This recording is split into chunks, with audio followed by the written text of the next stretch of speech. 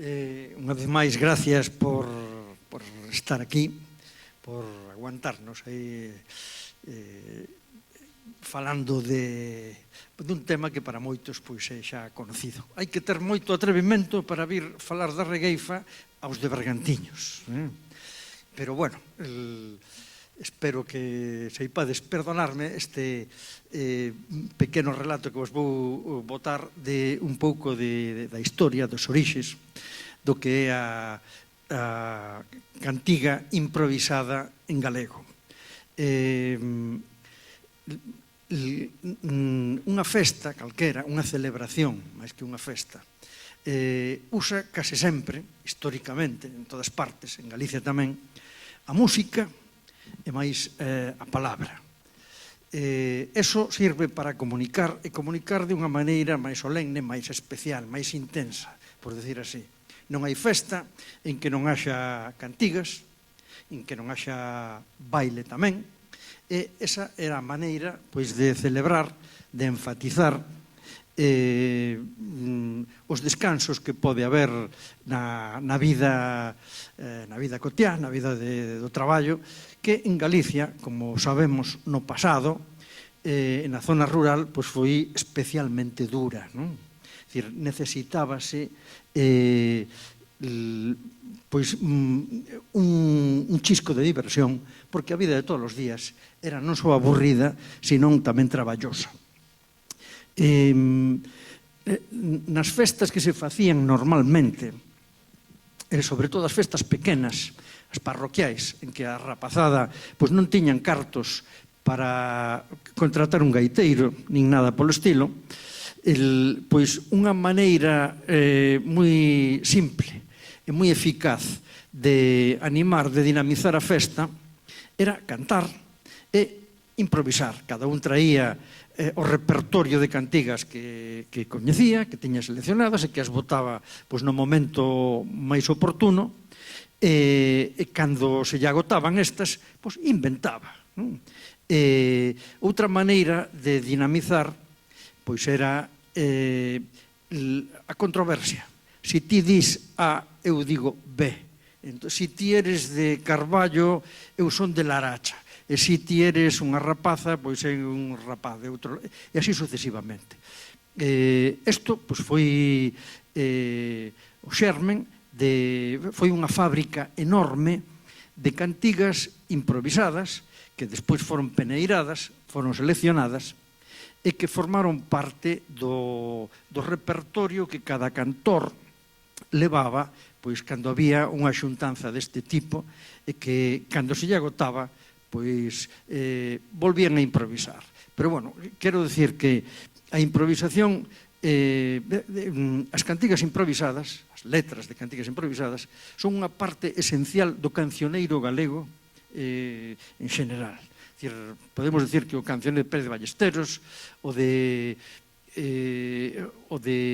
Casal, o de Saco e Arce, por exemplo, que son os tres grandes colectores de cancións, de letras de cancións, moi boa parte deles están feitos por cantigas que foron improvisadas no seu momento. Bueno, a regueifa é unha cantiga improvisada, pero unha cantiga improvisada con características especiais. Que é unha regueifa?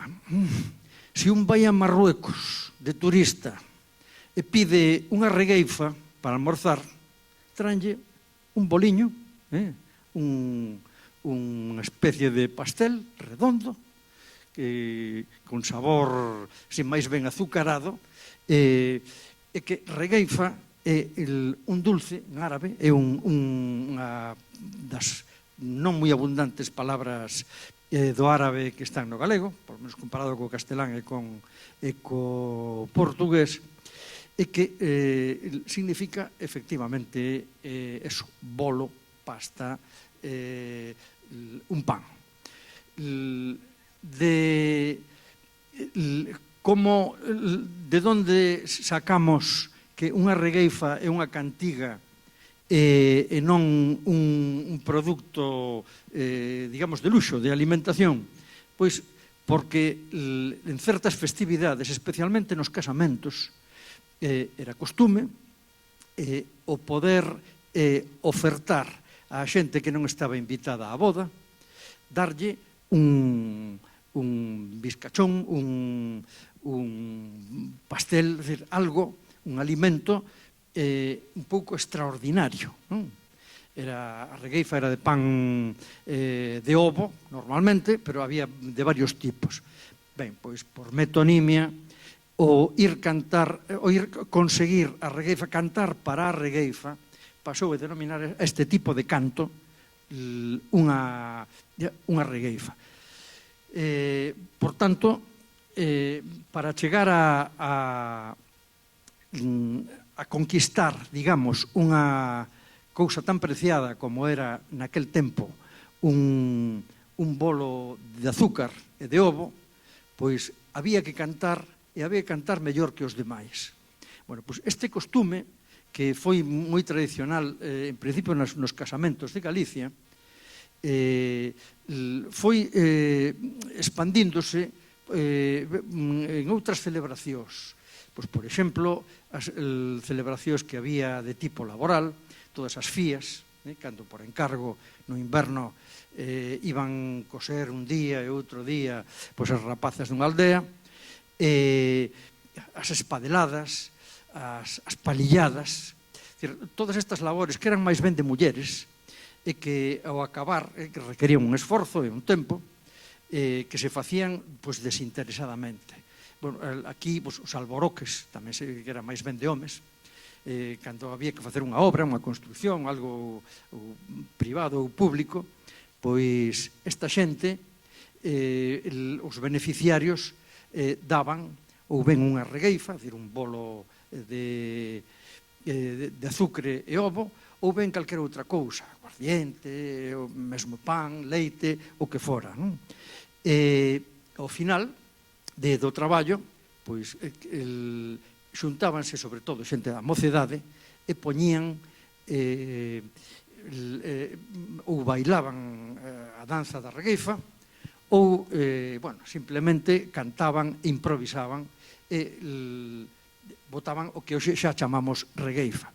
Chamamos regueifa aquí na parte occidental, porque estes cantares improvisados e, sobre todo, de discusión, de debate, que caracteriza a este xénero, pois en Galicia non se deu en todas partes, pero deuse en sitios que hoxe hai moito tempo que non se dá.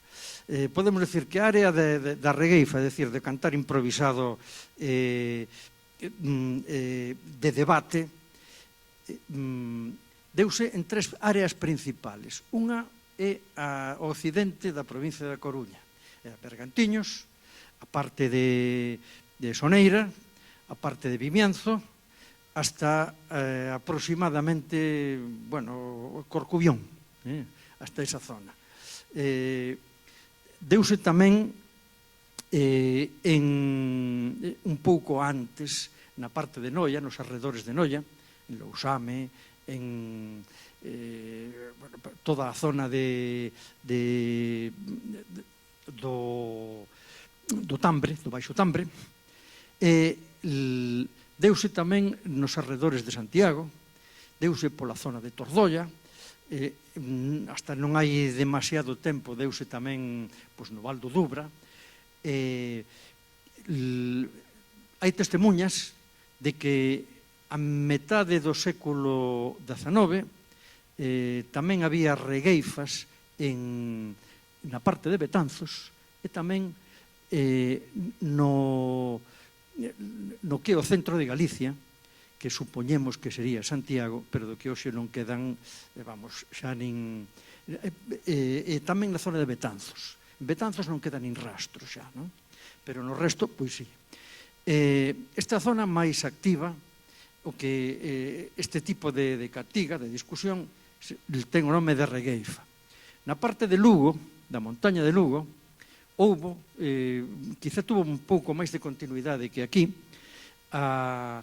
este tipo de cantiga improvisada, tamén de discusión, que se daba nas bodas, pero que lle chaman brindo, na parte, ou berindo, na parte de Lugo, chamanlle Loia, tamén nunha parte de Lugo, e na parte das Oencias, que é a zona galego falante da provincia de León, unha delas.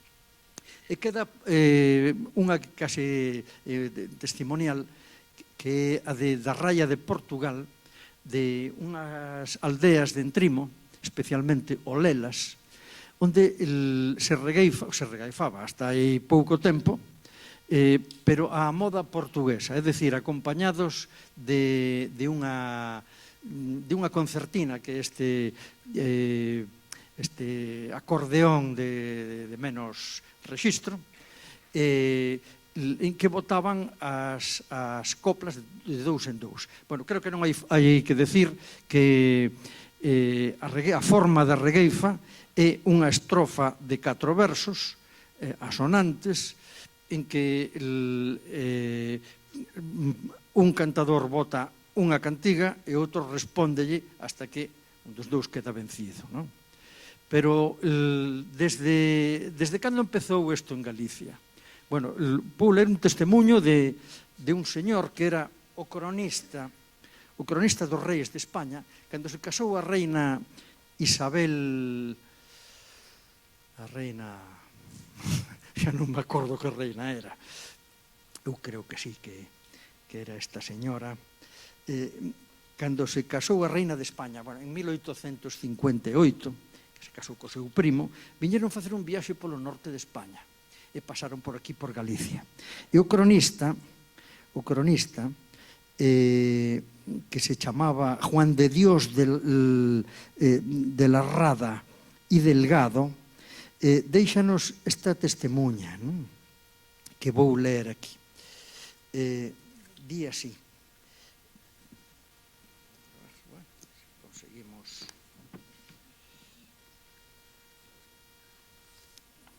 Di, en la parte central de Galicia hai, entre outras costumbres poéticas, una que no deja de ser curiosa. En los casamientos, después de la comida de boda, los mozos que no han asistido a ella celebran un certamen de canto en el que sale premiado con el pan de boda, regueifa, aquel que ha demostrado poseer mejor voz y saber más número de coplas. El laureado recita a veces 60 u 80 coplas sin detenerse y muchas de ellas improvisadas, y al final reparte el premio con sus compañeros de glorias y fatigas. Cuando los novios son pobres y se ven obligados a prescindir de la regueifa y de sus libaciones, la pandilla de cantores se burla de ellos con esta epigramática copla. A regueifa está na mesa, que de pau de centeo, o moiño que amoeu non tiña capa nin veo.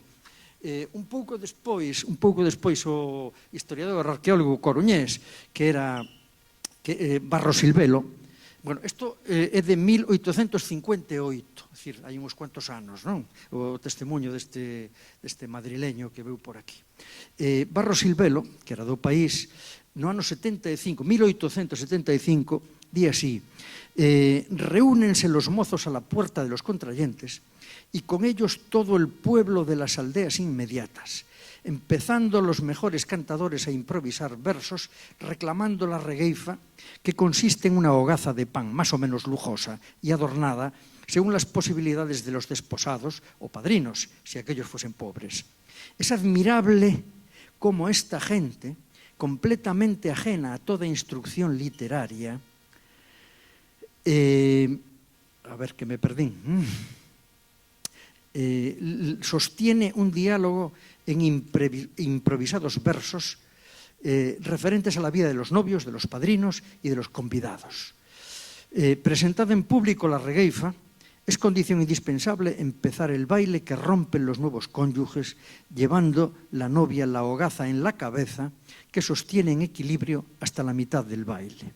Bueno, efectivamente, despois o profesor Crego, Ourensán, Saco e Arce fai o mismo, e incluso unha personalidade intelectual daquel entonces, que era Milá e Fontanals, que foi un mestre de Menéndez Pelayo, tamén estudiou un pouco estas regueifas e deu un xuicio así máis ben categórico. Dixo: los versos son prosaicos, pero la costumbre es poética, decía él.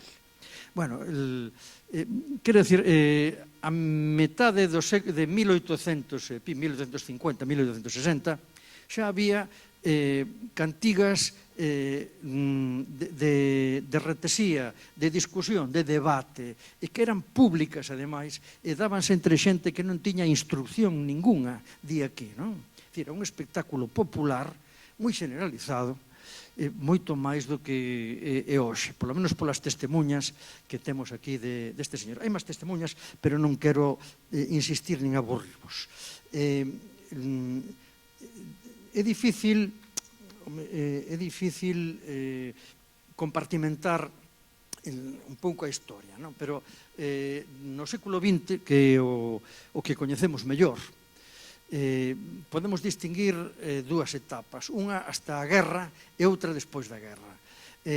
Agora, de 1900 a 1939, sabemos, xa temos testemunhos, pero de primeira man orais, de xente que coñeceu os cantadores que había entonces, as festas que se organizaban entonces, e todo demais, testemunhos de primeira man. Por tanto, a información é moito máis rica que o escrito que ven un señor que por aquí e que opina, etc. Entón, a partir de 1900 ata a guerra, aparecen algúns cantadores realmente extraordinarios, non? Se dá tempo falaremos despois, ou falamos na mesa redonda, pero neste caso, para entendernos un pouco, podemos decir que a regueifa acompañaba sempre a todo tipo de celebracións, de todo tipo de festas, non? E podemos dividir unhas festas públicas e festas privadas. As festas públicas, unhas eran religiosas, as festas de todas as aldeas, das parroquias, etc. E moitas veces, por exemplo, en Vimianzo, a víspera do patrón maior había sempre unha regueifa. Acudía moitísima xente. En outros casos non. Pois, por exemplo, en Navidades nunca se cantaba regueifa e tal. Nas festas privadas, nas festas, unhas eran religiosas, pero nas festas privadas eran públicas as religiosas, por suposto. Nas festas privadas é onde a regueifa tuvo máis arraigo. As bodas, basicamente, non había boda nestas zonas das que falamos, estas tres zonas, a oriental de Lugo, esta de Bergantiños, a zona de Vimianzo e Fisterra, e a zona da Raia Ourensana, en que non se fixera unha retesía de cantigas nunha boda, nin que se dera regueifa ou algo polo estilo. Na parte de Lugo, da montaña, non era un bolo de azucre e de ovo, era máis ben tabaco que se daba. Ás veces dábanse lambetadas, pero basicamente a xente iba a pedir tabaco e todo isto. Como era a regueifa? A regueifa empezou entonces nas bodas.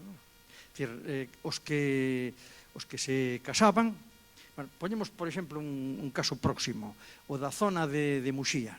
Na zona de Muxía, no interior, cando se iba a casar unha parella, veciños, iban a dicir, vas dar a regueifa? Dicía, ou sí ou non. Normalmente o 90% dos casos decían que sí, pero había outros casos que estaban de loito, ou que estaba o marido fora, ou cousas polo estilo. E outros, xa con máis cara, con máis descaro, pois decían, non dou regueifa porque non me dá a gana. Cando decían que daban a regueifa, pois iban, axudábanlle a colocar as cousas, a preparar a boda e todo eso, iban, cantaban, botaban, en principio, eran cantigas de louvanza, para gabar o que facían uns e facían outros, os padriños, os novios, etc. Ás veces, casi sempre, iba subindo o tono, pero non subía demasiado. Quero dicir, metíase ca xente que facía a boda e que non os invitara, tamén hai que telo en conta. E, bueno, salían os padriños e tiñan capacidade para defenderse ou non, raras veces, pero algunha vez, subíase de tono e a cousa acababa pois peor do que quería todo o mundo, non? Pero normalmente non era así. Bueno, isto era o típico, o tradicional. Despois, ao acabar de cantar, salía a madriña, carregueifa na cabeza, bailaba, xunto con outra xente que soupera bailar. Despois repartíase entre os asistentes e tocaba un pouquixiño a nada, a pouco, pero era a maneira de facelo. Preguntámonos por que a xente iba pasar, ao mellor unha noite, pasar frío, estar de pé, non comer nada, por que se fixo eso durante séculos. Pois, primeiro temos que pensar que por diversión, por divertimento, non? A vida nas aldeas daquela era moi dura, non? Había moi pouca comunicación entre unhas parroquias e outras, incluso entre a xente das mesmas parroquias tiñan problemas. A partir de 15 kilómetros, como decía un regueifeiro, decía, xa era lonxe, xa non podías ir á festa, porque ibas pero xa non che daba tempo a volver. Entón, calquera ocasión aproveitábase para facer así. Entón, unha boda en que van cantar xente, bueno, vamos alá directos. E tamén había outras razóns, algunhas máis fondas, como, pois, por exemplo, o poder burlarse así impunemente de xente seria, de xente que se casa, porque non se casaba todo o mundo como agora, Decíanos este abogado de Noia, que era Andrés Suárez, que decía, había familias que non sabían o que era o matrimonio, pero desde varias generacións. Ali casábase a xente máis ben fina, na zona, nunha das zonas de Noia así máis bravías, por decir así. E por outra está o que chaman os antropólogos pois a agresión, digamos, domada.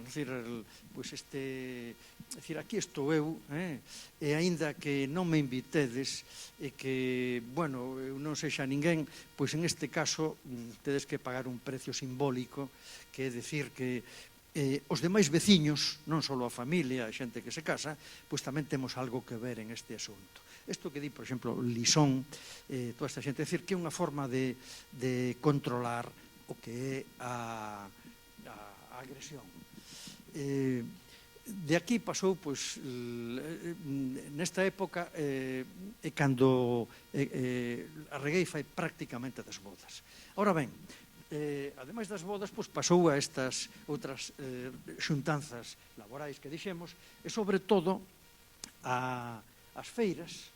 Cando había unha feira, había ocasión de xuntarse, toda a xente que vivía máis ou menos aislada, e cando tiñan ocasión de verán en espacios públicos e de inverno nas tabernas, xuntábanse os que querían cantar e os que sabían cantar mellor, e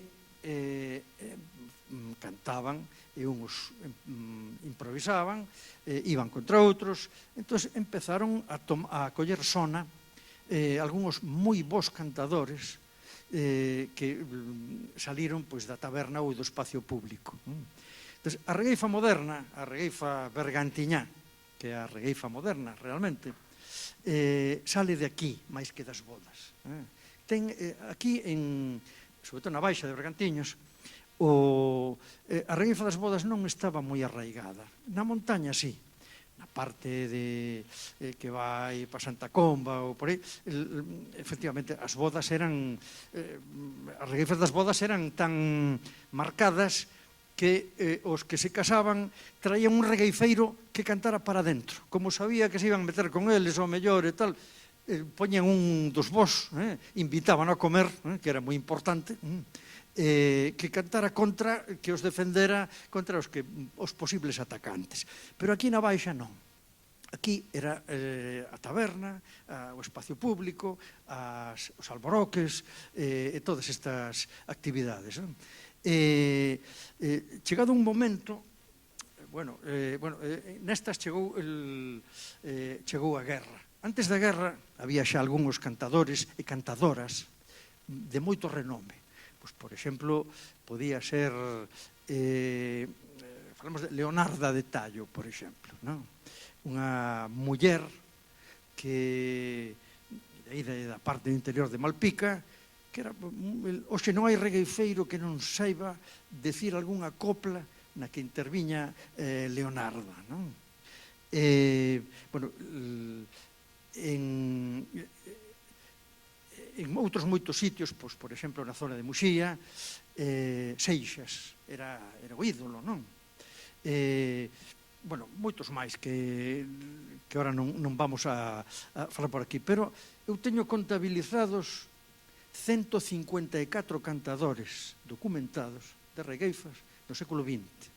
Non é este o momento de expoñelos, pero quero decir que a abundancia, a afición, a intensidade desta actividade cultural, como decía o asombrado señor este, decía, me asombra que gente que no tiene instrucción sea capaz de echar 80 coplas distintas. Entonces, bueno, quero decir que había neste aspecto unha gran riqueza. Chegou a guerra, e con isto vou terminar, porque chegou a guerra, e a guerra barreu non só cantadores, cantadoras, o público da regueifa, senón que deixou miseria, deixou loito, deixou problemas, e non era un momento así moi propicio para as alegrías da regueifa. Sin embargo, a partir do ano 40 é o ano en que no 44, a partir do 40 empeza en Carballo, pola zona de Bergantiños, unha nova actividade de taberna tamén, de bons cantadores. Saliron uns cuantos bons cantadores desta zona. Podemos dicir que o ano 44, que é cando un cantador que era Costa de Xaviña, empeza, tiña 16 anos, unha cousa así, empeza a cantar, pois xúntase con uns, con outros e tal, e aquí xurde unha persona excepcional, que foi Blanco de Moiño Seco, que era un home de cualidades excepcionais, non só pola descendencia, pero el foi o primeiro, a parte das cualidades que tiña, que todo o mundo coincidía, Calviño, por exemplo, decía del que era que non tiña boa voz, pero que daba gusto regueifar con el, porque si o facías moi ben, iba a piel e un díate, pero si te quedabas un pouco, axudábache, bueno, digamos que facía polo espectáculo, e o mesmo Costa, cando eu lle preguntei por el, dicime, si, Blanco, era moi duro, pero moi divertido, decía. Efectivamente, el deuse de conta de que as cousas estaban cambiando, de que a regueifa era un espectáculo popular con un potencial extraordinario, que gustaba a todo o mundo, e que había xente que os hacía facer moi ben. Entón, foi xuntando a unha serie de xente, foi un pouco formándoos, eliminando da regueifa o que gustaba menos. Os tempos iban cambiando, e a xente facíase un pouco máis refinada, os gustos cambiaran un pouco, entonces todo o que había de groseiro, de agresivo na regueifa, aínda que fora de boa calidade artística, poñemos o exemplo do piloto de Vilar Ramilo, que era un home con unha categoría parecida a de Blanco como cantador. Algúnha vez ganoulle, pero que as cousas que decía, o público de entonces xa non as aceptaba ben, parecíalle demasiado tosco aquelo. El foi, digamos, formando e seleccionando cantadores, e chegou a formar pois un grupo de regueifeiros que foron os artífices do que foi a regueifa pública en Bergantiños durante máis de 40 anos, desde o 40 o 44 hasta o 80. El debeu de deixar de cantar cando tiña 80 polo ano 80 ou 82, máis ou menos, non? Durante este tempo hai toda unha serie de xente que moi vencellada a él, entre os que podemos destacar a Calviño, a Costa, ao que formou desde pequeniño, aos Grixoa, que era Che María e o Atrevido. O seu favorito era Che María, que cantaba moi ben, que era moi fino. O Atrevido, o irmão, queixábase, a min Blanco non me quería moito, tal, pero tamén o levou para arriba. E había outra xente vencellada a él, como Mandián, que foi o mestre de Calviño, e tamén de Suso de Xornes, que era seu tío, este Celestino, que morreu novo, pero que tamén era moi bon, outra xente que eran da edade ou un pouco maiores que Blanco, como Ribeiro de Soutullo, como o Churrero de Cadión, como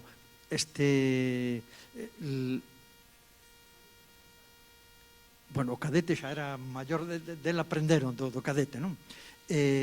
Xente que era deste grupo e que deron un xogo enorme. Entonces, a regueifa cambiou. Xa deixou de ser unha parte da celebración das bodas, do ritual das bodas, e pasou a ser un espectáculo público.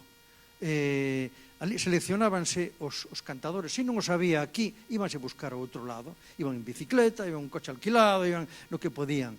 Había unha comisión que xuntaba os cartos para facer a festa, pedía o permiso para montar o camarín e para as cuestións legales, e cobraban. E os regueifeiros cobraban, claro.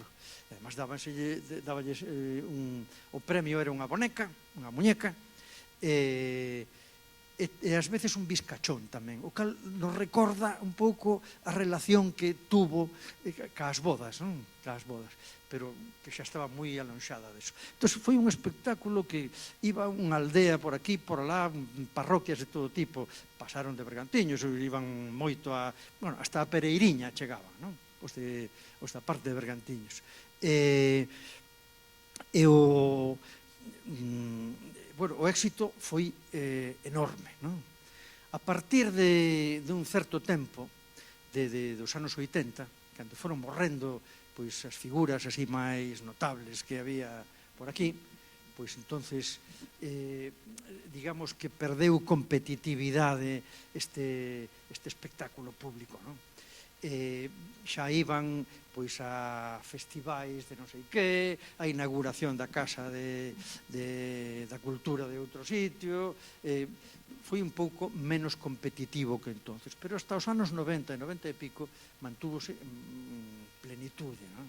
Foron os grandes promotores, digamos, da regueifa en Galicia. A partir dos 90 e pico isto decaeu e un pouco por casualidade, pero tamén porque se traballou. No ano 95 ocorreuselles a dúas agrupacións culturais, unha da Coruña e outra de Vigo, facer un festival de regueifas. Non contaban co éxito que iban a ter. En Vigo segueu, non era exactamente, o facho da Coruña deixou no ir esmorecendo, de Vigo quedou na periferia viguesa, na parroquia de Valadares, pois había unha asociación de veciños moi activa, e, a partir de aí deuse a conocer ao público urbano, tanto na Coruña como en Vigo, unha serie de artistas insólitos, non? Descoñecidos. Eran uns vellos que cantaban en galego, e que divertían a xente, que decían cousas que empezaron a parecer interesantes ao público. Nin os conocían.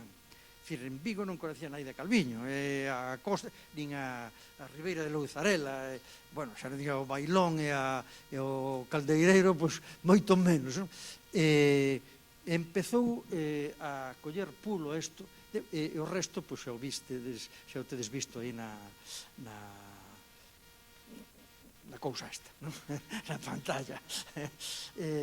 A partir de aí empezou a poñerse nas escolas, empezou a contaxiarse unha serie de rapaces novos que o facían moi ben, e foi hasta que no ano 22, porque hai que decir que na Asociación Oral dali de Valladares estuvemos esperando polos de Carballo anos, estuvemos esperando por eles. Por fin, bueno, Lupe, moveronse Antonio, Suso e toda unha xente que non cantaba pero que estaba traballando aí por isto. Isto rexurdeu, non hai máis que vir a un destes festivais anuais que aquí tal, se non chegas pronto non podes nin entrar, non é que estés de pé, é que xa non podes entrar. Dicir, o éxito, aquel público non desapareceu, cambiou de lugar, non? Agora o mellor está no salón de unha casa da Coruña ou de Santiago, non?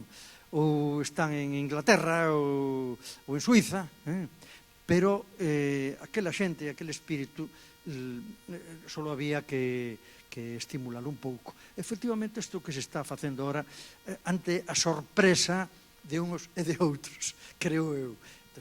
Aí, hoxe, pois vamos, por exemplo, Suso de Xornes, que foi, vamos, da época esplendorosa de entonces, o seu tío Mandián, que conoceu a Blanco, Antonio de Xornes tamén, que era a gran promesa, según Calviño, e que o fai moi ben, un home así pausado, pero que non falla nunca, non? E Lupe, hoxe son o cumio da regueifa actual. Efectivamente, o nivel subeu, mantívose, e o que parecía nos anos 90 algo destinado a desaparecer rexurdeu e hoxe está moi lonxe de correr peligro. Así que longa vida a regueifa, porque parece que por aquí vamos.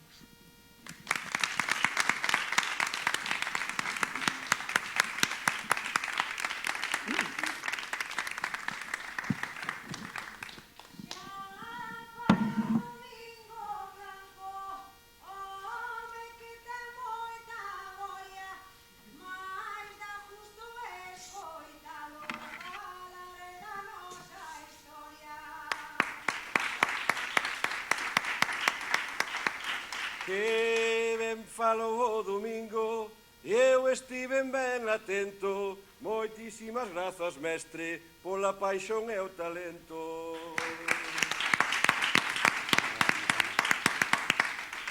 Ahora tócache. Vamos, Domingo, veña, arríncate. Non é obrigatorio. Tens que perdonar que fun un pouco pesado. Outra vez farei mellor, pero hoxe viña cansado. Bravo!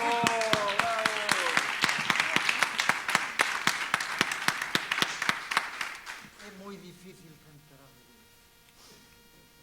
Moi difícil. Non está ao alcance de todos. Claro que non. O asombro deste señor, de Juan de Dios, de la Rada, pero como estes tíos que non saben que son os ignorantes, non? Como son capaces de falar o que non sei, 80 cantigas rimadas, acomparadas, ben cadradas,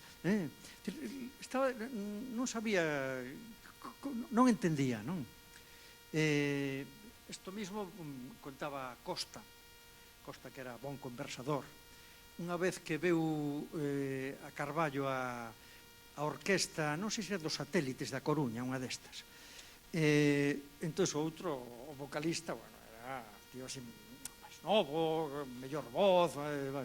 Entón, empezaron a regueifar así, en plan de tal. É dicir, as 10 cantigas túvose que marchar, porque xa non era capaz de seguir nos anos outros. Eso que tiña moita costumbre de cantar e tal, pero o de manter esta tensión, o de ter este almacén tremendo que hai que ter do idioma, e que esta xente non o aprendeu na escola, ni moito menos, pero teñen aí poden botar mao de calquer palabra que lles ala, hai que facelo de maneira oportuna e rápida, e aí está a dificultade. Bon, non sei moi ben o tempo que temos agora, porque creo que tedes un acto de seguido ás 8, non? Penso que estamos un poquinho xustiñas. As preguntas do público igual facemos para despois, deixamos 5 minutinhos despois e falamos un pouco entre os tres, e que o mestre antes dixo así unha folla de ruta clara. Sí, pois eu creo que ten que empezar Lupe, non? Lupiña, contanos, emociónanos, como a sempre. Bueno, a ver, eu un pouco, despois do que acaba de contar el da historia, non? Eu esa época de meu bisavó sí que a recordo, porque como dicimos nós aquí en Carballo, nós temos a regueifa aínda no aire, non? É o que dicimos nós na escola.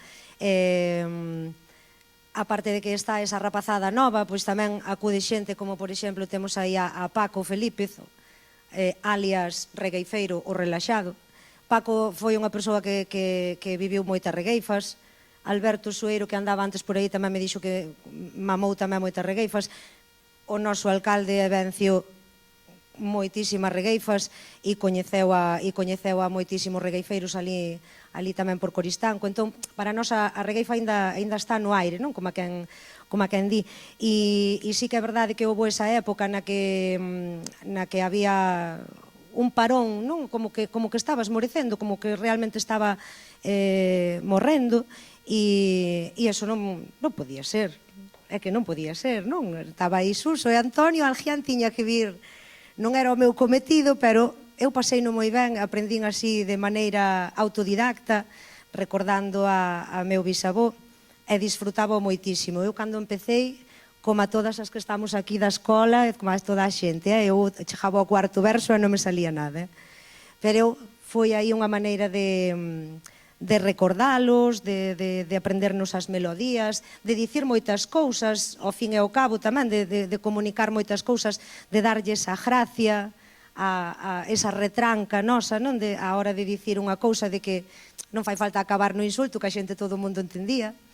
E así comezou o tema. E eu, pola miña parte, teñolle que agradecer todo. A día de hoxe é o meu oficio, é o meu traballo, e agradezo. Eu non sei o que lle din a regueifa a min doume moito, porque, non sei, toda a xente que podo traballar a día de hoxe, a xente que coñezo, que a xente que comparto, poder facer un pouquiño tamén desa historia, non? De que estámoslo pasando moi ben, pero á vez tamén estamos facendo un pouquiño de historia, porque a primeira escola de regueifa, o primeiro documental, a primeira obra de teatro, non? E entón, para nós tamén é esa ilusión de estar aí potenciando. Vendo o documental xa se ve claramente, eu non o vira este apartado, e emocioname moito ver esa última parte desa rapazada, desa adolescencia, que teñan ese amor pola nosa tradición, que ao final están facendo algo, non chores, Manolo, que están facendo algo sin darse conta, están facendo un traballazo, o sea, iso é en algún sitio a mellor é impensable, pero sí, a nosa rapazada é unha maravilla, a nosa xuventude é unha maravilla, hai que potenciala, vale? Sempre estamos botándolle aí, buscándolle defectos, e non, hai que ir cos tempos, non? Hai que ir cos tempos, e esa xente pois ten moito que comunicar. Eu, pola miña parte, non? Como Alejo me pedía, eu adícome profesionalmente ao tema da regueifa, e ti falabas das bodas, falabas das tabernas, falabas despois dos palcos da festa, o día das festas, e eu ainda lle din unha volta máis, porque eu creo que xa no século XXI a regueifa podémola levar a moitísimos escenarios que ao mellor non vos imaginaríades, pero sí se pode levar a regueifa, a palabra, non?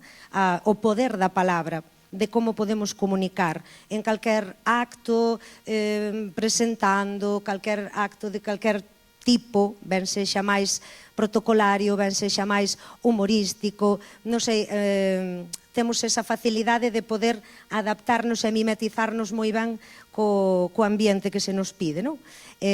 Podemos ser presentadoras de calquer tipo de acto, ata incluso en catas de viños, con eso vos digo todo, e eu de viños non entendo, pero sí, eu vexo que hai moita posibilidade. Ao primeiro, cando comecei, que non era o meu traballo, e cando comecei co tema, dicíanme, vaiche ser moi difícil adicarte soamente á regueifa, soamente a improvisar, porque vas a ter que compaxinalo con outra cousa, pois ben con dar clases de pandeireta, ou de baile tradicional, ou de, non sei, e non, porque a verdade é que a regueifa ten moitas vertentes.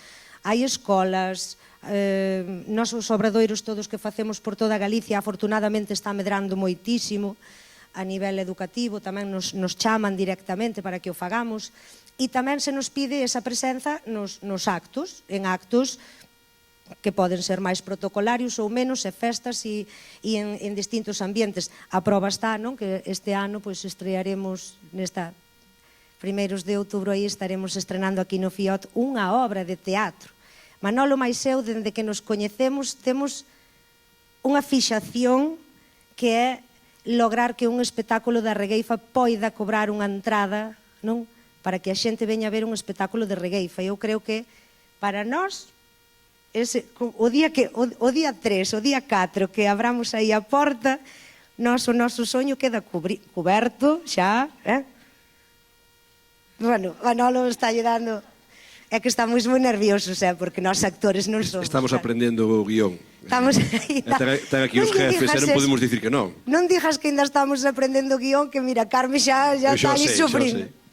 No, pero bueno, eu teñolle que dar as grazas, e o que me dou a min a regueifa é iso, doume a posibilidade de traballar con xente maravillosa, de coñecer a xente maravillosa, de circular por todo o país, que era outro soño que tiña, como a Xurxo Souto, de poder circular por todo o país e chegar ata a última aldea, non? E conseguir que ti botes agora unha copla, conseguir que haxa rapazada que me diga que estiveron de festa na Coruña ata as tantas da mañán e que naquel bar da Coruña estuveron rejeifando, conseguir que xente que non era, que agora marchou, a miña nena Celtia, unha nena de 14 anos, que non era capaz de subirse a un escenario co pánico, co medo escénico que tiña de mostrarse, de abrirse, de que era unha nena tímida, e conseguir esas cousas, eu é que xa me dou por pajada. Pola miña parte, estou moi contenta por ese lado todo. Bueno, doulle paso a Manolo, que eu, senón, líome. Xa está todo dito hoxe. O que pasa é que, claro, nós tiñamos aquí como uns roles dentro do que era a programación do Consello. E a mí falábame da parte educativa, non? Eu sempre digo que desde hai anos que un xa peina canas, xa ten pouco pelo, e devo levar ahora con unha función pública desde os 22, e teño 50, xa son uns cantos anos, son uns trienios. Para min a ferramenta máis poderosa que atopei a nivel pedagóxico foi a regueifa, e digo con todas as letras. Son músico, e para min poder atopar un compañero de viaxe como foi Xechu Sende hai 10 anos, e que nos sentemos a traballar sobre unha fenda no sistema público, que era, claro, daquela altura ti non podías facer unha asignatura porque sí. Daquela, bueno, había un cambio legislativo na educación, como pasa cada 5 anos neste país, e dixemos, aquí hai unha pequena fenda que podemos facer un proxecto de centro, non?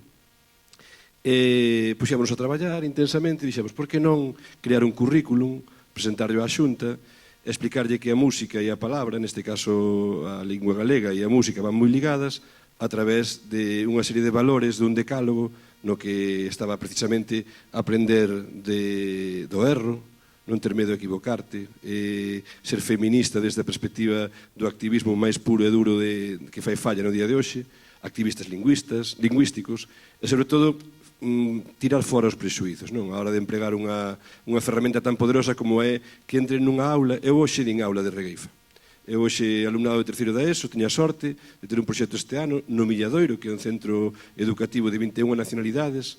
Nesa clase, ahora mesmo, hai 5 5 persoas que son de distintos países, máis o resto que son galegas, pero ninguén fala galego, non? Esa é a realidade que temos neste país, tamén hai que reivindicala. E o poder da regueifa de transformar esa forza expansiva da que falamos, que creo que é unha ferramenta de construcción masiva, no que temos que tomar consciencia, tanto na parte do ensino como na parte activa, que pode ser os obradoiros ou mesmo a sociedade en sí, ten ese poder de transformación tan brutal que chega a que unha nena ou un neno, como dicía Lupe, que ten un medo escénico brutal e que nesa aula ten un espazo seguro, eu creo que eso non hai cartos que o paguen. É dicir, é unha situación pois, que afortunadamente pois, comezamos a levala desde unha perspectiva máis regrada para que, bueno, consideramos oportuno que o sistema lle dera esa oportunidade a este pequeno traballo, insisto, un traballo humilde, que comezamos 2 persoas e que hoxe pois, está aquí outra compañeira e que creo recordar que temos un grupo de WhatsApp con 20 docentes en toda Galiza que teñen clubs de regueifa. É dicir, ahora mesmo, mañá mesmo, pode ser que haxa 20 localidades en todo o país que están dando unha clase de regueifa no ensino público. Iso é un luxo. É un luxo e é un logro colectivo. É un poquinho o que dicía Lupe. É dicir, eu non sou moito de creer nos primeirismos, non? É dicir, a primeira persoa que fala, a primeira persoa... Sí, entendo que xa é necesario, non? Eu son máis de pensar no colectivo. Este é un traballo de moitísima xente. Moitísima, desde os inicios, a xente que conseguiu trasladar isto de xeración en xeración, a xente que conseguiu documentar e que xenerosamente cede os seus arquivos sonoros para que o teñamos para traballar a persoa que lle interese, traballar a seguir investigando, pero como dicía un grupo galego que me gustaba moito, dicía, a festa para quen a traballa, non? É dicir, a festa, quen fai a festa? Que é a regueifa? A regueifa non deixa de ser iso, unha festa, un encontro, un divertimento, non? Parece que estou xa repetindo o guión da obra de teatro, di algo así tamén. Porque é certo que, cando falaste este domingo, vou facer unha pequena cuña, non? Esta loucura que nos deu a oportunidade do FIOT de estrear este día 3, tanto na parte escolar como na parte adulta, despois á noite. Era un pequeno soño que levábamos tempo, e nestes soños sempre tens que atopar xente como a ti, media tola, non? Atopamos a Touriñán, atopamos aquí a compañía toda, e dis, Álvaro, isto pode facerse. Álvaro fai os números e dice, non vai dar cartos, pero tampouco vamos perder. Entón, pois, se non perdemos, que facemos? Dámoslle para diante, non? É unha locura ben bonita, é dicir, porque é un luxo tanto poder documentar o que acabades de ver aí un anaquiño de forma, pois iso, honesta, humilde, cos medios máis profesionais que se poden ter ao alcance a través da xente profesional que traballa, pero eu creo que documenta con fiel e radical emoción o que pasou neste país nestes últimos 10 anos. É dicir, con todo o cariño que pasou antes, porque se non houbera eso non existiría. Temos xa documentado en libros, temos afortunadamente a cabeza tan lúcida de Domingo para refrescarnos día a día que isto é unha historia que xa ven, como dicía a nosa xefa da atención medieval, eses trovadores que falaban galego-portugués, non? Pois atopar que tiñamos como ese pequeno complexo de inferioridade a hora de dicir, mira, os vascos son capaces de encher un dios, unha noeta aí regueifando. Os cataláns, mira, sacan cartos disto, porque os cataláns son máis de cartos, sabes? Os vascos, ainda que non ganen, é igual, pero os cataláns van ao que van. Fora bromas, é dicir, víamos como que dentro do Estado español as nacionalidades que nos vinculaban con esta diferencia lingüística, como podía ser a referencia de Euskal Herria ou a diferencia de Cataluña, pois parecía que iban un pouquiño por diante. Pero parecía. E non é cuestión de picarnos, que somos moito de picarnos tamén, pero é cuestión tamén de ter un pequeno guiño a ese traballo colectivo, a ese orgullo, non? Esa maneira de crear sin complexos. E cando facemos o intercambio cos vascos e coas vascas, eles o que din é que a diferencia grande, digamos, o noso patrimonio, o noso feito diferenciador é a alegría. Porque eles ven o verso como algo excesivamente serio, non? Que está moi ben. Eu coñezo a versolaris que son super graciosos, pero cando se suben ao palco parece que lle morreu a nai. Empezan ali a improvisar todos os tesos e tesas, non? E levan a un extremo moi poético, no que quizáis a música pasa a un segundo plano, e nós, automáticamente aquí, somos o que somos, non podemos negar a nosa evidencia, férvenos, non? Entón, automáticamente, esa alegría está aí, esa festa está aí. E se chegamos a estes días con todo iso, precisamente é porque somos galegas e galegos, e porque necesitamos previvir. Eu falabas de Celtia antes, eu podo falar das miñas fillas ou das fillas de Sechu, toda a rapazada que vimos no documentario, que son 1000 persoas nunha auditorio de Galiza, 1000 persoas de menos de 16 anos, que están aí porque queren, nadie os obriga, nin lles damos puntos, están aí con ganas de subir a un palco. Subir a un palco diante de 1000 personas, xúrovos que é complicadísimo, super complicado. E vistes o feixe de rapazada que estaba aí, e que soltan as coplas, e que as ceiban, e que as pensan no momento. Entón, temos saúde, moitísima saúde. Eu creo que estamos nun momento histórico, que faigamos historia ou non, dependerá do traballo colectivo que estamos facendo, pero penso que sí, e que antropolóxicamente, como ben dicía Domingo, é un feito cíclico. Eu lembro perfectamente o día que lín o xornal A Voz de Galicia, que lle dicía outro día a Fran, eu lembro perfectamente de estar tomando café nun bar en Sardiñeiro, cando lín eso. E digo, ostra, hai que facer algo. Chamei consegui o teléfono de Suso e tamén de Fermín, da Feira Nova. Fomos para o Instituto de Baio, daba aulas no Instituto de Baio, convideinos, hai moitos anos, ese vídeo ainda está colgado nas redes e ten un montón de visibilizacións porque se ve, cando facemos obradoiros, a xente pono ese vídeo, está grabado e tal, non? Era daquela, imagínate, pois igual hai 20 e pico anos xa, era un formato podcast e estábamos ali traballando con eles, entonces, claro, era a escola. Eu tampouco lle ia cortar a liberdade de dicir ou non o que querían dicir. O máis suave foi, vouche meter o micro polo cu. O máis suave. E que aconteceu? Que o dicían con esa gracia e esa sorna, esa retranca bergantiñá, que a rapazada entendía ese código perfectamente, pero perfectamente, porque detrás diso había moitas máis cousas, non? Hoxe, a nivel educativo, intentamos, evidentemente, empregar outro tipo de ferramentas máis poéticas, máis musicais, e creo que o segredo está aí, en construir socialmente, e construir desde a educación, pero construir en colectivo. Eu creo que a grandeza está na xenerosidade da xente. Lupe é unha boa e xenerosa, Domingo igual, toda a xente que está na escola de Regueifa igual, a xente que está activando como Rosa. É dicir, eu creo que aquí ninguén o fai desde a perspectiva máis do ego, que podía ser no mundo do artista, ese punto de egocentrismo. Eu creo que sempre, mas digo eu agora, penso que incluso os regueifeiros de antes non o facían desde a perspectiva do ego, porque cando falabas do bisavó de Lupe, era como, oye, ti ves moi bravo, vou te poñer no sitio, pero o que está empezando vou dar para arriba. O bravo motívase, e o que está empezando é pedagogía pura e dura, non? E é pedagogía, digamos, aristotélica, dende a diversión, dende o coñecemento, dende a diversión. E xa falei demasiado que queda un cuarto de hora. Entón, eu creo que agora poden ser as preguntas, non? Sí, preguntas. Perdón, e non falei da música aínda,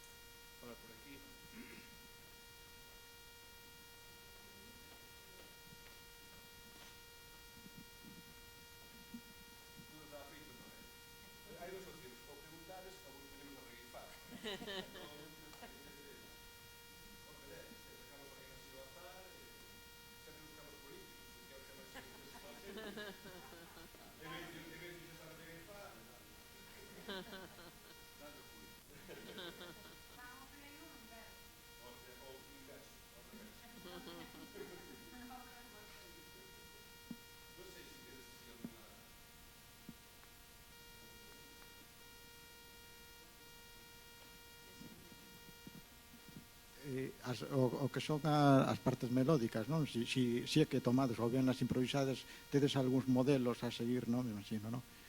Que preconcebido, tamén improvisado, procurades cambiar algo, non? E outra, esa é unha. E a segunda é, sabes o que sí que utilizades instrumentos, quizás é unha novedade, non? Tamén con algunha preconcebida, a según teñamos instrumentos, cosa que ocurriu tamén na música principios do século XX, donde cantos instrumentos temos para poder tocar, tal, pois o arranxo para eses instrumentos. Pa semana hai outros, sigue sendo a mesma música, de distintos instrumentos, co cual hai tamén unha concesión tímbrica, non, neste caso. Entón, non sei se me explica, son dúas, non? Si utilizadas melodías preconcebidas, tiradas de outras, ou se improvisan, e a segunda, que tipo de instrumentos tal, e si tamén tedes, digamos, esquematizado, vaya. Bueno, si, paso o meu, si queres, paso o meu. Comezo eu, por exemplo, eu no meu caso, eu intento recoller todas as melodías que hai por aquí por Bergantiños, porque nos distinguimos as melodías polo regueifeiro que as cantaba, porque cada regueifeiro cantaba dun xeito distinto. Había quen se, non escoitando eses audios de Grixoa, de Santa Comba, do Atrevido, ou de meu bisavó, ou de Calviño, ou Antonio, non? Que ten unha voz tamén aí, ten unha melodía tamén moi... Eu esas melodías sí que as teño, témolas gravadas na escola e teño tamén pasadas a Manolo por regueifeiro, por o que eran esas melodías antiguas. E despois sí que na parte xa agora musical, pois foronse adaptando moitísimas melodías populares, tradicionales, que se pode utilizar pois, ben só ca pandeireta ou el no seu caso co acordeón, pero bueno, aí no resto do apartado controla máis Manolo, que é o músico. E, bueno, como vos dixen, a miña paixón era ser poeta e a desecho era ser músico, entón mesturámonos para facer algo así a medias, non? E falando da primeira pregunta, as maioría das melodías que hai aquí en Bergantiños teñen unha peculiaridade, aparte do que xa explicou Lupe, que van, digamos, ligadas á persoa, e teñen unha peculiaridade que é o empregar melismas, non? É dicir, empregar, xa sabes o que é dicir, é música moi melismática, na que hai un lucimento, digamos, da persoa que canta, é unha forma tamén de poñerse en valor, non? Pois, na mesma sílaba, igual fan 4 notas, e ves que hai unha destreza, vemos voces moi poderosas, non? Entón, claro, é o que lle chaman o torjo vello tamén, esa maneira de cantar tan telúrica e tan profunda, non? Eu teño as miñas sospeitas, así, dende a perspectiva endomusicolóxica, de que moitas veces poden ser algunhas delas ligadas a escoitar, por exemplo, na radio, algunha música que podía vir de fora e demais, que igual non teñen que ser excesivamente bellas, sino que poden ser adaptacións incluso de coplas ou demais, non? Sobre todo, hai unha aí moi curiosa, que ten ese punto así como... Que tira así como un pouco a flamenca, sí, non? a flamencada, non? Entón, as sospeitas están aí. Tú, evidentemente, se a persoa morreu, non lle podes preguntar onde escoitar esa canción, pero podemos imaginar que, imagínate, pois escoitou na Pirenaica, na radio, automáticamente a reproduceu e levouna ao seu interior, e fixo a del, porque a música, como sabemos, é de todas e de todos, non? É unha ferramenta moi democrática. E falando diso, de que é unha forma moi cantar, moi particular, é moi propia, e neste documental estamos traballando sobre todo nas músicas porque falamos eso, de darlle un peso ás melodías, non? É dicir, aquí non o apreciastes porque non están todas metidas, pero a min hai unha en concreto que me parece fantástica, que é de Mandián, que é... Que fixemos con esas melodías? Collimos a melodía, eu toqueillas co acordeón e pasamos a diversos músicos de Galiza para que interpretaran nun instrumento, non? Pois Antía Meixeiras co violín, está Richie Casas co saxo, e Manu Paino coa trompeta, despois, bueno, hai unha serie de artistas, non? E é un poquinho que fixera Alan Lomax cando Miles Davis tocou os anacos de recopilación que fixera, daste conta do disco que che falo. Entonces, Sketches from Spain, ese cachiño de músicas, que a mí me parece tamén un guiño, no documental, cando falamos con Saúl, un guiño a darlle peso á música, porque é certo que as persoas de Bergantiños danlle moitísimo peso á melodía, porque é o seu selo identitario. É dicir, a música e a palabra van casi nun equilibrio de forzas, non?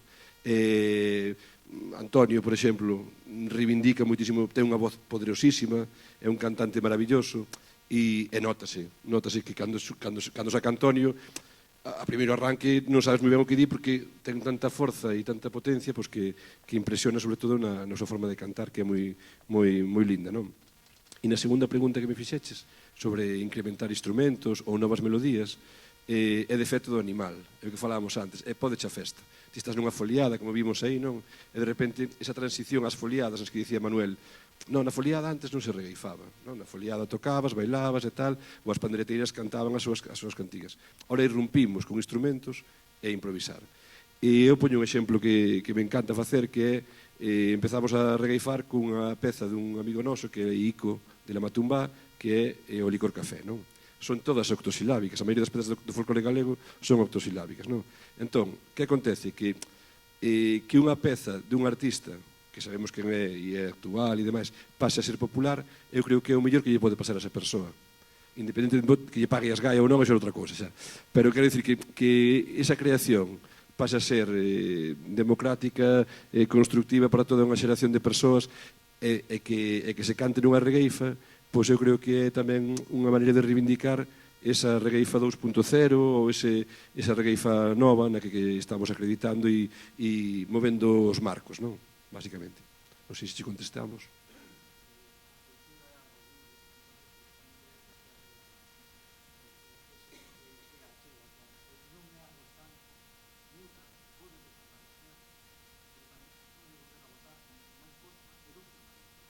Exacto, sí. Veume agora a cabeza que nós, por exemplo, na escola de Regueifa temos a nosa propia melodía da escola de Regueifa. Montamos a nosa propia melodía. No, pero non me acordo agora mesmo, non me pides. A ver, ti, alumna ventaxada. A ver, alumna ventaxada. No, isto xa que deste arriba, deste arriba. Ai, es como Ana Quiro, a ti pídeches o corpo. Manolo, eu ese día non fun, pero justificoume miña naia, que era... que eu non sei cantar. Esta non foi a clase.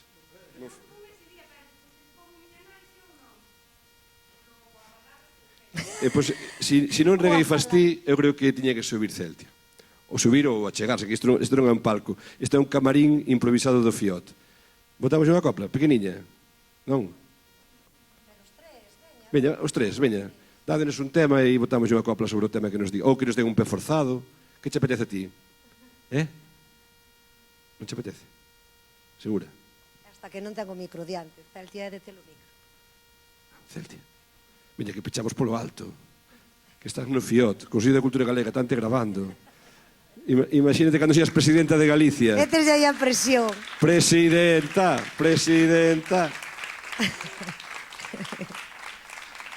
Se os traían, tía. Sempre te metemos en embolados, Sempre a metemos en embolados. A ver, que nos den unha palabra. Que nos den palabras, que nos den un tema, que che apetece. O que ti nos dixas. O que ti nos dixas. Ou unha palabra, ou unha frase, ou que? Arribamos. Domingo, xa somos 4. Non, se non te matamos o domingo. A ver. Pasa que rimar con Fiot non é doado, Pero podemos decir... Podemos meter... Estamos aquí... A primeira e a terceira podemos meter... O Fiote regueifeiro. Claro. Pois acabamos... O Fiote regueifeiro. Facemos un pé forzado. Sí? Arrancamos nós, e ti pénsala. Sí? Vamos che dar tempo, Veña. Nós mentras imos votando. Daquela comezo eu, xa voto de primeiro, porque din o pé forzado o Fiote regueifeiro. Eu veño dende Burela, e pasei eu por Esteiro, e canto con esta moza o Fiote regueifeiro. E viñemos hoxe aquí, eu viñen ca miña familia, non me... E viñemos hoxe aquí, a familia é o primeiro, sacaronme a cantar o Fiote regueifeiro.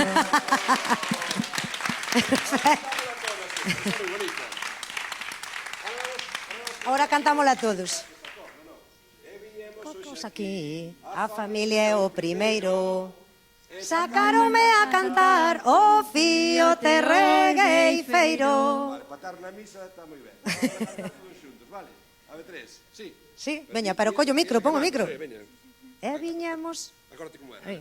E viñemos hoxe aquí, a A familia é o primeiro, sacaronme a cantar o Fiote regueifeiro.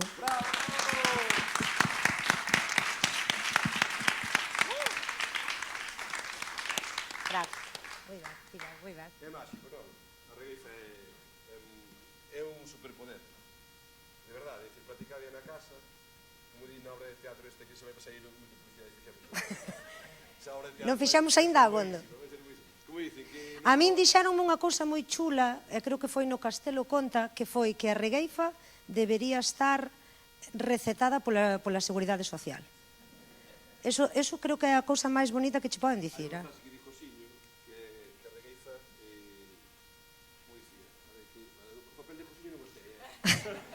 Non lle descubras aquí, teñen que estar o día 4 para ver a obra. Eu que sei que digo unha última cousa. A regueifa é restaurativa, eso teño claro. Porque falábamos de que a regueifa e era, como sempre, unha controversia, ti dis branco, eu digo negro, ti dis tal. Descubrimos que a regueifa tamén serve para arranxar problemas. Na escola moitas veces brincamos a eso, é dicir, poñemos o exemplo dos inuits que che contaba cando nos coñecimos, que os inuits, os esquimos, non? Pois cando teñen un conflito por un pedreiro, que ali debe ser complicado, porque será por un cacho de xeo, do iglú, non? Teñen unha discusión. Pois os inuits xúntase toda a xente alrededor das persoas que se van a, digamos, a retar, e retanse cantando.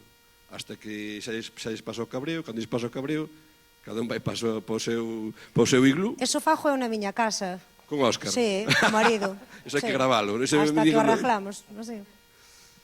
Pois, non sei, máis preguntas. Fran, non queres regueifar? Pero que lle dis a Fran, que leva 4 anos na radio, levo 4 anos na radio ou 5 intentando que me rejeife, non hai maneira. Pois, ali Terse que votar. Un señor.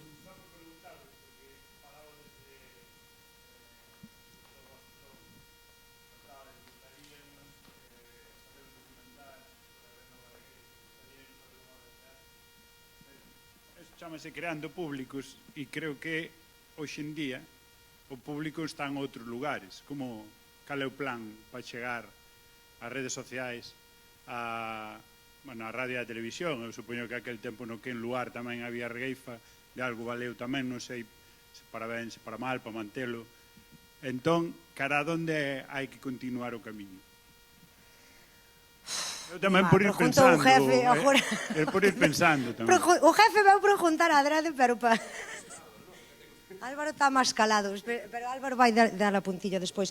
Non sei, ese camiño é bo o das redes sociais, porque, bueno, queiramos ou non, o digital, as redes sociais, nós xa estamos practicando co ChatGPT, xa empeza a regueifar tamén, e creo que sí, que por aí sería unha boa iniciativa, pois crear ao mellor que haxa youtubeiras, non? A youtubeiros aí regueifando, que haxa ao mellor incluso dende a escola tamén podíamos crear tamén a nosa propia páxina onde vayamos colgando semanalmente algún vídeo, sí?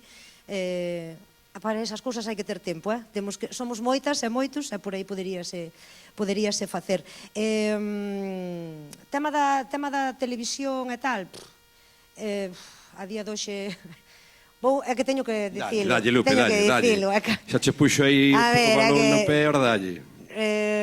Xa o de ser tan políticamente correcta. Na TVG nós témolo complicado. Porque, bueno, estivamos nun programa, empezamos aí nun programa de máxima audiencia que se ve todos os venres pola noite, non fai falta que vos diga o nome, non? Vale, o mellor o erro foi de como se plantexou, porque eu estaba nese xurado e o mellor plantexarlle á xente, xa que vas a censurar certas cousas que non queres oír na tele, pois ponlles un tema á xente cando regueifen, non? Se lle dis, mira, carballos contra eucaliptos, pois veña, rejeifamos de carballos e eucaliptos. Ao mellor ese non era o mellor tema. Saliría altri, saliría altri. Pero cidade contra aldea, non sei, poñe tal. Pero claro, cando deixas que unha regueifeira ou un regueifeiro pode dicir o que quere en horario de máxima audiencia, te lo tienes que comer despois. Total, que non gustou aquela copla e se nos cancelou a semana seguinte. O sea, nós a día de hoxe eu creo que a día de hoxe nós na galega estamos un pouco vetados, non? Sempre miden se te chaman é para medir moi ben o que vas dicir, e que sea isto, se me podes dar a copla previamente por escrito, aínda casi que entón, a nivel da TVG aquí témolo un pouco complicado, pero, bueno. Pero falando de espazos de prestixio, é o que se busca. Eu creo que a resposta para este espectador que tiña aí tanta dúbida, eu creo que o que temos que buscar as persoas que queiramos posicionar a regueifa nun lugar axeitado e acertado é darlle prestixio. E darlle prestixio ás veces é estar onde hai que estar.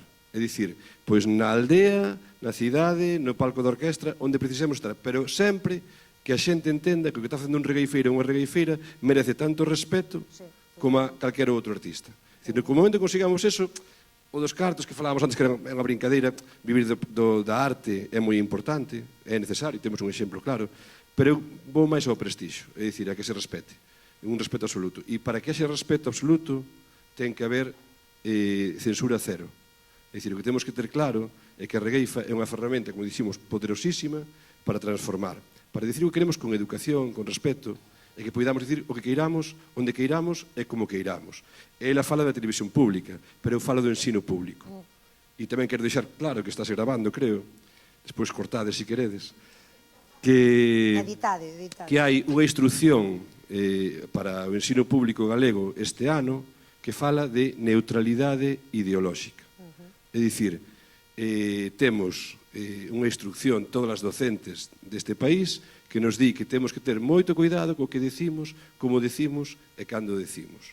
É dicir, eu o día 12 de decembro tiña programado unha gala cos meus alumnos sobre Palestina e vaise facer. Non creo que me prendan, pero bueno, vaise facer. A cuestión é que temos que buscar ese prestixio. E a regueifa ten ese punto, non? Ese punto de dicir, pois iso, o que é necesario dicir cando hai que dicilo. Eu creo que cando lle das o poder da palabra á xente, aí é onde empeza a mellor un pequeno problema, non? Que a xente di o que lle presta para pasalo ben, para denunciar, para criticar ou para louvar. Entón, bueno, a ver, puxamos o tema agora así un pouco negro. Hai que despedirse de outra maneira. Hai que volver a cantar. Eu tamén son moi optimista, porque nestes 10 anos sí que é verdade que estamos vendo, e é un traballo colectivo, non? E que as autoridades tamén empecen a apoiar, que sí que hai autoridades, e xa que as temos aquí diante, hai que dar os parabéns, porque esta xente apostou por unha escola de regueifa nun concello, que non sabían se isto iba a funcionar ou non, pero bueno, aí arrincaron, aí temos a nosa escoliña da regueifa, que ao mellor, pois isto sirve para que noutro sitio haxa outra escola, que se fale en este sitio ou naquel, de que en este sitio teñen aquí unha escola de regueifa. Uá, que pasada, non? Non sei, son pequeniñas cousas que todo vai sumando, e é verdade que vai sumando, pero temos que seguir, nós somos unha empresa con falta de xente, sempre o digo, temos que seguir pico e pala, pero bueno, a idea sería esa. Non sei se temos que marchar, non? Podemos. Voy a pasar o micro. Martín, ti és lingüista, verdad? Eu son profe de lingua. De lingua. Podes facer unha pregunta? Que é un oxímoro? Un oxímoron é unha contradición, son ideas contrapostas, sí, verdad. pero... Entón, neutralidade e ideolóxica podría ser un oxímoro? Non sei, digo...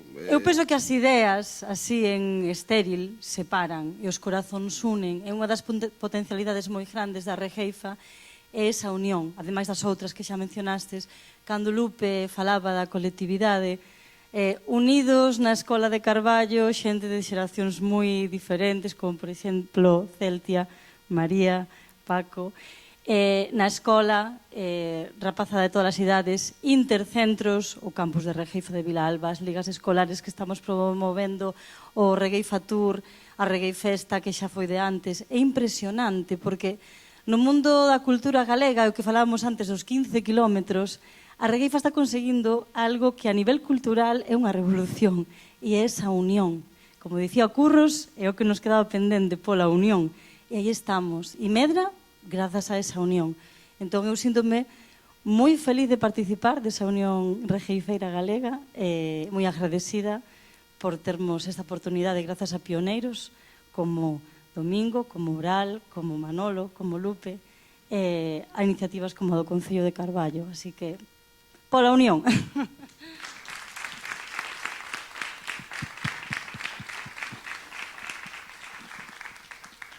Non sei como andamos de tempo, dame rabia... Bueno, 5 minutiños, se queredes. Estamos aí. Pois veña, igual outra pregunta. Unha pregunta máis? Non. Espera.